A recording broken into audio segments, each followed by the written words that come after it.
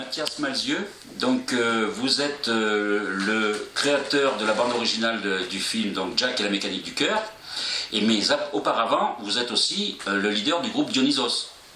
Oui. Voilà. Alors comment cette aventure avec ce film-là est arrivée? Parce que c'est vrai que la musique elle est exceptionnelle, les chanteurs français sont aussi d'exception, parce qu'il y a un tas de gens. Comment vous êtes arrivé sur cette aventure? En fait, moi j'ai commencé à écrire le livre. Et quand j'ai eu cette idée de personnage avec une horloge à la place du cœur, j'ai eu envie de l'entendre. Donc je suis allé dans un magasin chez un horloger qui fabriquait des horloges anciennes, qui les réparait notamment. Et j'ai eu tout de suite j'avais l'impression d'être comme un docteur avec un stéthoscope et d'entendre le cœur de mon personnage. Et du coup ça m'a donné envie de faire une chanson, puis plusieurs chansons. Puis je me suis dit autant faire la bande originale du livre comme si c'était un film. Et de là je me suis vraiment mis dans un rôle de réalisateur. Je me suis dit je vais, pour le disque, il n'y avait pas de projet de film à l'époque, je vais prendre des voix qui ne seraient pas juste des feats musicaux pour l'album de Dionysos, mais qui seraient des vrais personnages qui viendraient interpréter leurs personnages.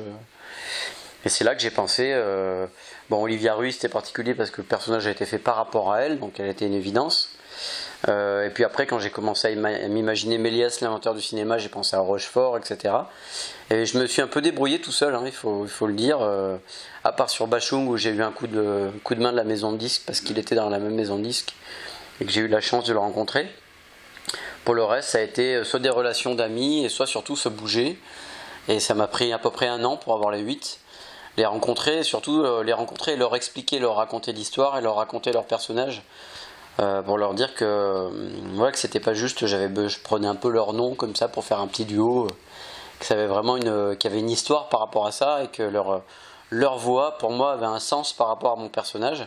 Du coup ils ont tous accepté sur le disque, donc le disque est sorti en même temps que le livre, et puis on a fait un grand journal où on s'est retrouvé avec Luc Besson. Là on a fait une performance live avec le groupe, avec Olivia en duo. Et à la pub, Luc m'a dit mais tu veux vraiment en faire un film de ton histoire, parce que c'est intéressant, c'est vrai que c'est un peu le rêve absolu. Et 1 mois plus tard, j'étais dans son bureau, me demandait ce que je voulais. Donc je lui ai dit que j'imaginais cette espèce de film d'animation, mais qui ressemblerait plus à un vrai film, mais avec des porcelaines un petit peu fragiles, qui seraient à la limite ambiguë entre l'humain et la marionnette. Et qui serait un film à la fois qui utiliserait les techniques d'aujourd'hui pour l'émotion, des yeux, etc. Et qui en même temps pourrait être un film qu'on aurait trouvé dans un grenier au début de l'histoire du cinéma. Et que c'était mon rêve, que ça soit un film qu'on puisse toucher, qui a un côté complètement palpable. Et il m'a dit, non, on a envie de le faire. Et 6 ans plus tard, il est sur les écrans avec évidemment moult tempêtes et difficultés et choses magiques au milieu. Et apprentissage surtout, parce que c'est avant tout un gros travail d'équipe. Une animation, on a été 150 à un moment donné. Donc c'est beaucoup d'écoute. Et voilà comment ça s'est passé. Du coup, évidemment, moi, mon rêve absolu, ma cerise sur le gâteau, et la cerise est énorme, c'était de pouvoir mettre la musique du groupe sur le film, de synchroniser la musique du groupe. On avait déjà des rêves de musique de film en tant que groupe. Même si nous on a toujours été fans des Beastie Boys, des Pixies, de Nirvana et de choses plus acoustiques, Leonard Cohen, tout ça. On a toujours eu un penchant pour John Barry, Ennio Morricone. Ces choses-là nous ont toujours fait rêver. Donc on a toujours voulu faire de la musique de film. On a eu des petites occasions, des petits téléfilms, des petites choses comme ça. Mais là on a fait vraiment le vrai film qui va exactement avec. Du coup ça pouvait être personne d'autre que Dionysos qui fait la musique, vu que c'était nos personnages et mon livre, et que je réalisais, que je faisais le scénario. Et c'est vrai que c'est original, parce que en principe on choisit les voix, les chanteurs après, et là c'est le contraire. Donc c'est un avantage, parce que même Grand Corps Malade, on sent que le personnage qui est sur l'écran, il a été fait pour lui aussi. Tout à fait. Donc, et c'était assez génial à faire, parce qu'au moment de faire le storyboard, on n'avait pas de musique témoin, on n'avait que des musiques def. Donc on a pu vraiment s'appuyer, notamment sur les passages oniriques et les passages de voyage, tout ce qui est train, etc. Et on a déjà édité dans les chansons de l'album, on savait qu'il était à notre disposition, qui existait, qui était mixé. et on a monté les images sur la musique par moment, pas tout le temps parce qu'il fallait qu'il y ait des moments de comédie qui sortent aussi, il fallait pas que ça soit un clip d'1h30 non plus, mais on a rythmé avec la musique qui nous servait à booster l'onirique et à accompagner les voyages.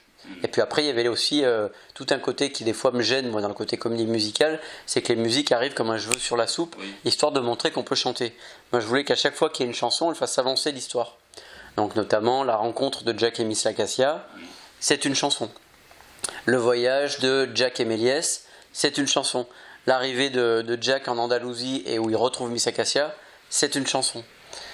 C'était des choses comme ça, et évidemment le final.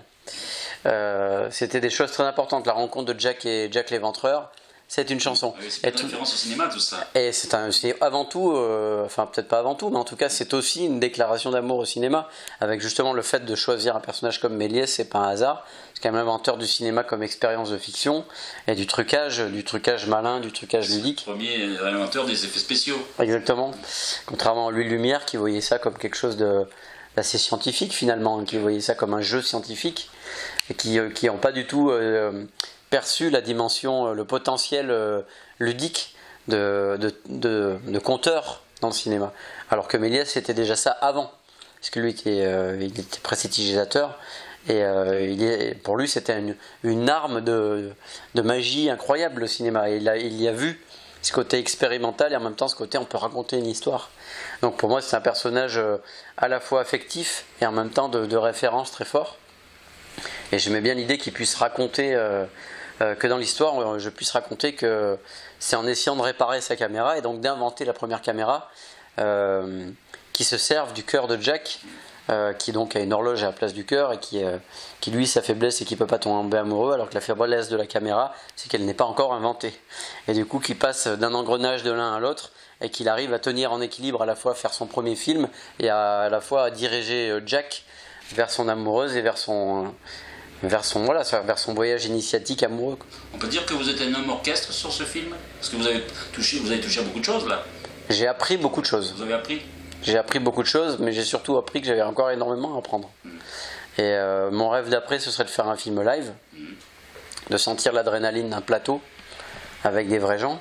Pas que les animateurs ne sont pas des vrais gens, mais il y a le filtre de la technique qui est très présent et qui est lourd et qui ralentit les choses. C'est 6 ans de travail.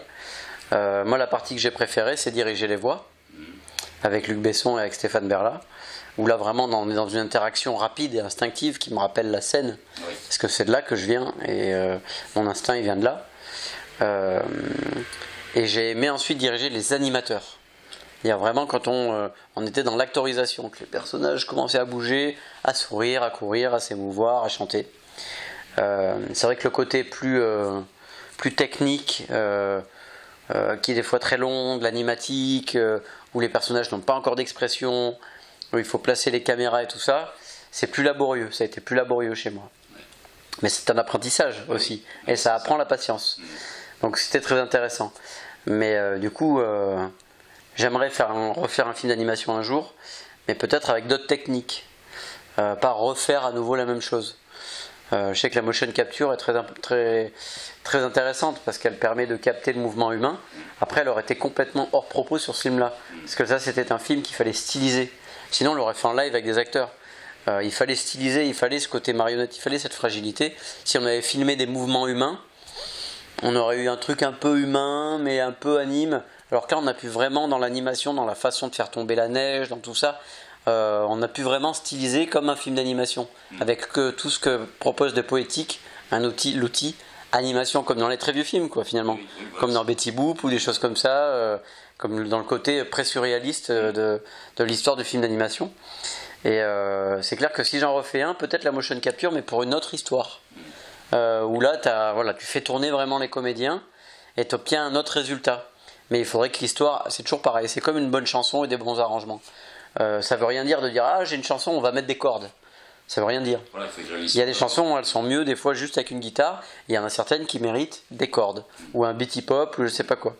Mais il faut pas mettre la charrue avant les bœufs. Il faut fabriquer son truc et voir. Après, il peut y avoir des envies.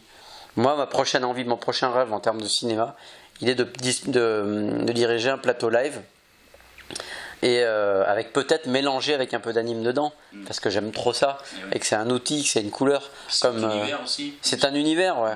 C'est un univers qui permet le magique, qui permet le merveilleux, et qui permet le cruel aussi. Parce qu'on imagine toujours l'animation comme quelque chose d'enfantin. Et finalement, quand on regarde un film comme Kill Bill, Tarantino a pris le problème à l'envers. Les scènes les plus dures, il les a fait tourner en animation pour les rendre comestibles, regardables. Donc tout est possible avec l'animation. On n'est pas obligé tout le temps d'adoucir. D'ailleurs, votre film, il mélange aussi bien la romance que le fantastique et que la cruauté, parce qu'il y a quand même un fond qui est très cruel, qui est représentatif quand même d'aujourd'hui. C'est un film très contemporain. Oui. En tout cas, il y a une mélancolie. Il y a beaucoup de tendresse aussi. Oui, voilà aussi. Je crois. J'espère. C'est ce qu'on a essayé de donner. Il y a beaucoup de tendresse chez beaucoup de personnages, mais il me semble que c'est pas une tendresse de mièvrerie ou de guimauve, c'est une tendresse de brisé. Ils ont tous un problème avec l'amour, donc c'est pour ça qu'ils sont connectés, qu'ils ont leur place. Madeleine qui ne peut plus avoir d'enfants. Arthur qui s'est fait plaquer par sa femme, qui s'est retrouvé dehors et qui a sa colonne vertébrale qui a gelé et qui du coup maintenant a un instrument de musique à la place.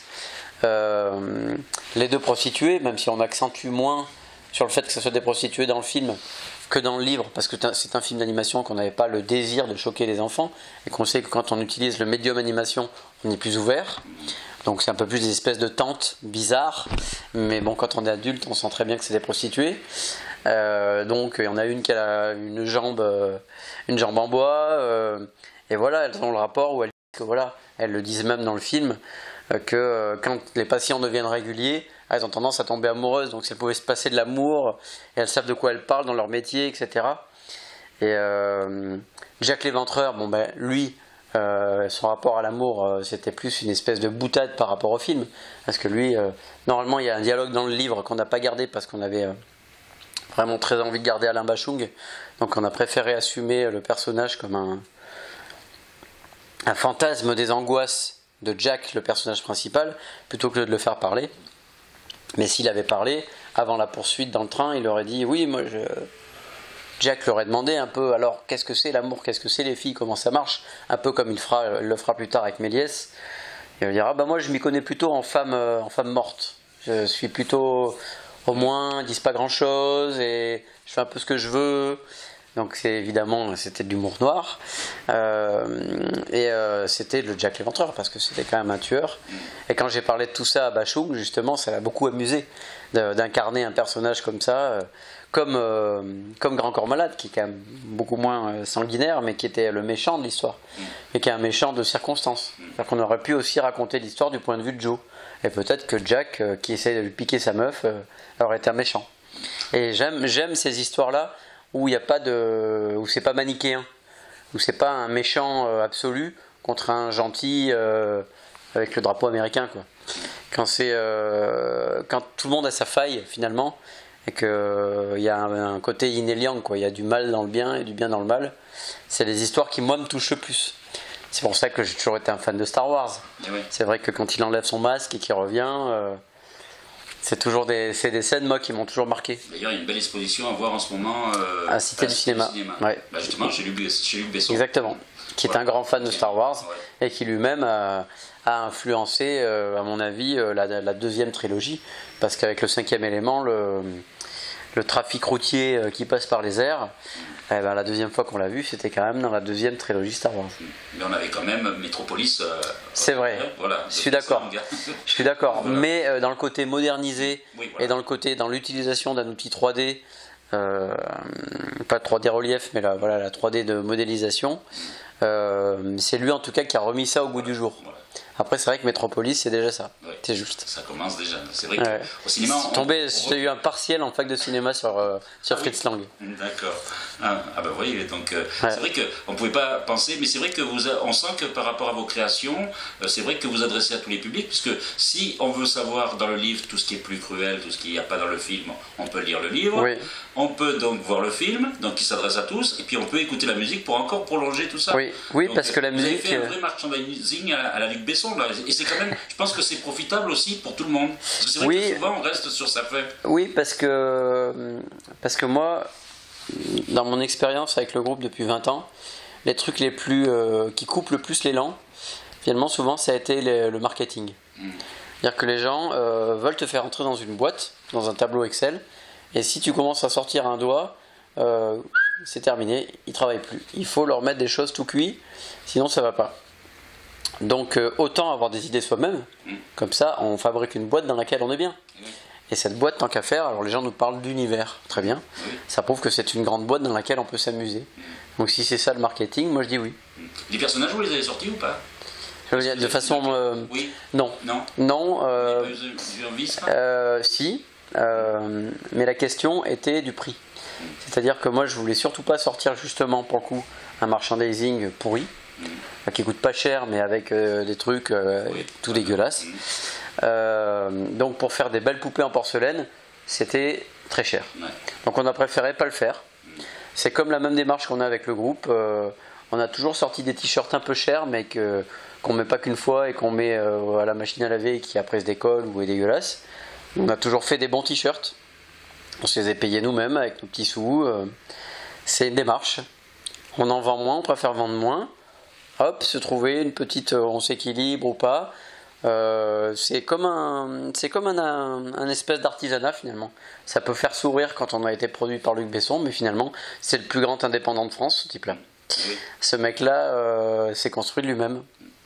Alors en parlant de création, là vous le recevez chez vous, et en même temps vous êtes dans le fauteuil où vous m'avez dit en arrivant, c'est ici que je crée, que j'écris, que je compose. Ouais, alors ça c'est une idée que j'ai semi-piquée à Roald Dahl. Ouais. Parce que Roald Dahl il écrivait dans une cabane, dans un fauteuil qui appartenait à sa mère. Et il mettait attention aux loups pour ne pas se faire déranger par ses enfants ou par d'autres enfants. Et c'était à la fois un mec d'une générosité incroyable qui racontait ses histoires, mais le moment où il écrivait, il fallait vraiment lui foutre la paix. Il allait dans ce truc, il avait notamment un fauteuil avec une espèce de table qu'il mettait dessus, et c'est là qu'il a écrit tous ses romans, et les plus cruels justement que Hitchcock a récupérés pour certains films ou certaines séries, comme ses livres pour enfants, comme Charlie la chocolaterie, etc. Et je suis allé visiter son musée, qui est un musée génial où en fait il y a Pénac qui a fait des choses. Il se trouve où le musée? Il se retrouve à 40 km de Londres, dans un petit village dont j'ai perdu le nom, et où il y a des activités de lecture, des ateliers d'écriture, des choses, mais très ludiques. Pas du tout, c'est un anti-CDI quoi. Ça donne vraiment envie de lire, on sort de là, on a envie d'acheter des bouquins, les siens et les autres, et d'habiter dans une maison faite de livres quoi. C'est extrêmement bien fait, et moi quand j'étais allé visiter sa cabane, c'est vrai que ça m'avait vraiment ému. Je me suis dit putain, mais il a raison quoi. Et ça veut pas dire que c'est pas un délire à la Walden de vouloir vivre en forêt loin des hommes. Il était au cœur des hommes, mais il avait son endroit, son spaceship quoi, pour fabriquer son imaginaire. Et en tout cas pour quelqu'un qui écrit comme moi, je trouve que c'est un bel exemple. J'ai lu notamment des interviews de lui qui sont assez dingues, où il disait que l'écriture devait se consommer comme un repas français. C'est-à-dire qu'il faut toujours, quand on termine de manger, avoir encore un peu faim. C'est-à-dire que quand on a terminé d'écrire, il ne faut pas aller jusqu'au bout de son idée, jusqu'à 6h du matin, et le lendemain, on ne sait plus si on a envie. Quand on a une très bonne idée, tac, il faut la noter, voilà. Clac, et hop, aller se coucher, comme ça le lendemain on revient à son livre. On est comme ça, et en fait on est comme finalement un lecteur ou un spectateur qui a envie de savoir la suite. Oui. Et ça donne de l'élan et ça donne de la spontanéité. Et j'arrive pas toujours à avoir une telle discipline, mais en tout cas c'est vrai que c'est des choses que je retiens. Mais en même temps la nuit ça fait travailler aussi quand on dort. Ah oui bien sûr, c'est faire reposer la patte. Moi c'est vrai que j'aime l'écran de la nuit, mais il faut que je me dose avec ça, c'est toujours pareil. Il faut se doser parce que j'ai tendance à aller loin dans la nuit du coup. Parce que je suis bien, parce que il n'y a pas le téléphone, il n'y a pas de bruit, et il n'y a pas de lumière, et je suis dans ma petite cabane. Oui. Et du coup, cet endroit, quand je suis arrivé ici pour habiter, il y avait ce fauteuil que je trouvais moche comme tout. Donc j'ai eu la chance d'acheter un rideau qui ne... je me suis planté de rideau, donc ça, j'arrivais pas à le mettre. Donc je sais, bon, il est tellement moche, je vais mettre le rideau par-dessus. Je sais, bon, ça fait un peu carac, mais ça fait rien, c'est rigolo. Oui, voilà, ça fait... Et puis je me suis acheté ce skate qui rentrait pile dessus. Donc je me dis, tiens, ça me fait une table. Je me dis, je vais m'acheter un coussin. Je me suis acheté le coussin de Murakami. Je fais, putain, mais ça, c'est ma maison, quoi. Et j'ai écrit tout mon dernier livre, Le plus petit baiser jamais recensé, là-dessus. Et je suis en train d'en écrire un autre là-dessus. Et mes chansons, souvent, par contre, que je pose le skate, et je viens jouer du ukulélé ou de la guitare ici. C'est pas une obligation, hein, ça m'empêche pas des fois de me retourner sur mon siège, d'aller là-bas. Mais c'est vrai qu'il y a plein de moments où si j'ai un petit truc enregistré d'une chanson ou quoi, j'aime bien me mettre là. C'est des petits rites un peu idiots. Ça m'empêche pas d'avoir des idées ailleurs. C'est-à-dire que je me trimballe avec un carnet. Alors maintenant c'est plus l'iPhone que les carnets. Comme ça j'en perds moins. Ou quand je perds quelque chose, je perds tout. Au moins ça c'est pratique. Je peux avoir des idées partout, mais quand je me mets vraiment à la rédaction de quelque chose, j'aime à me retrouver dans ce petit truc. C'est comme avant de monter sur scène, et on est content de mettre son costume. Vous avez toujours le temps de monter sur scène justement? Est-ce que c'est autant qu'avant ou... Oui, bien sûr. Oui, là après il y a eu la fin du film, il y a eu des choses qui ont fait que, mais par contre c'est quelque chose qui pour moi est la base en fait, parce que c'est un moment de vérité la scène. Les prochaines scènes de Dionysos? Alors c'est pas prévu pour l'instant, même si on a la chance d'avoir des demandes à l'international par rapport au film. Donc il va y avoir des choses, on espère dans le courant de l'année, mais il y a des choses qui vont s'étaler aussi sur l'année prochaine, parce qu'il commence à y avoir de la demande. Là, vous nous tiendrez au courant. Parce qu'il y a des gens qui travaillent. Il y a des gens qui travaillent pour essayer de faire en sorte de montrer que ce film est un travail d'équipe, et que dans cette équipe, l'avant-centre, c'est un peu le groupe. Parce que la musique, voilà, comme on l'a dit tout à l'heure, le film s'est vachement appuyé sur la musique au niveau de la construction, et que même si ce n'est pas une comédie musicale à proprement parler au niveau des codes, c'est quand même un film très musical, et qu'il donne la couleur et le caractère au film, et que c'est la meilleure démo du monde pour montrer au groupe qu'on peut faire de la musique sur des films. Alors, moi je rêverais que le groupe puisse faire de la musique sur des films d'autres, pour avoir un certain recul, pour pas être que à la baguette et tout ça. J'adorerais changer, comme quand j'ai écrit pour d'autres par exemple. Oui. J'adore écrire pour d'autres parce que je vois pas les mêmes choses que quand j'écris pour moi, et en même temps monter un petit... En même temps, l'avantage du premier film, c'est que justement, on ne sait pas que c'est vous qui êtes sauf quand on vous rencontre ou que les gens le voyez, on se dit, il y a plusieurs personnes qui travaillent dessus, mais vous êtes à la base de tout. Ça me dérange pas tant que ça. Ce qui m'intéresse, c'est le film en lui-même, voilà, c'est la et le groupe. Parce que le groupe, c'est le moteur en fait.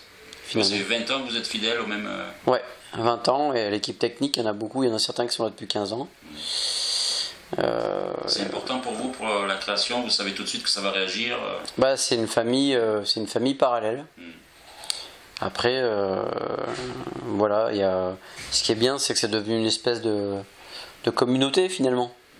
C'est-à-dire qu'après 20 ans, on ne peut plus faire des tournées comme on faisait avant, enchaîner tournées, albums, etc. Il y en a qui ont des enfants, il y a plein de projets solo, et c'est vachement bien. Et il faut qu'il y ait la liberté, sinon ça ne tiendrait pas. Donc il faut continuer, et pour ça il faut continuer d'être en mouvement tout le temps. Il ne faut pas se contenter d'eux, faut écouter, il faut s'écouter, il faut se tromper, il faut essayer, il faut s'amuser. En tout cas, faut s'aimer. Avec Jack et la mécanique du cœur, vous ne vous êtes pas trompé. Eh ben merci. Voilà.